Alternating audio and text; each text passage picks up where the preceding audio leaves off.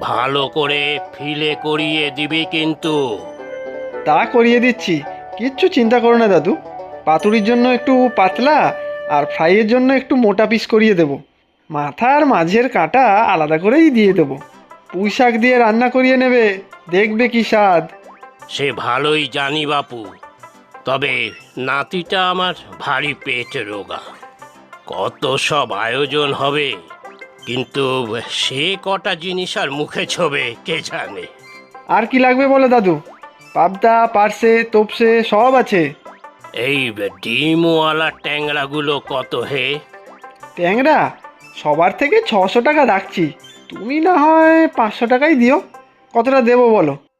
বেশি না, আধা কিলো দিলেই হবে। ডিমওয়ালা দেখে দিও কিন্তু। তা দিচ্ছি, একেবারে 1 নম্বর ট্যাংরা। ইলিশ দেবো, কাঁচা ইলিশ।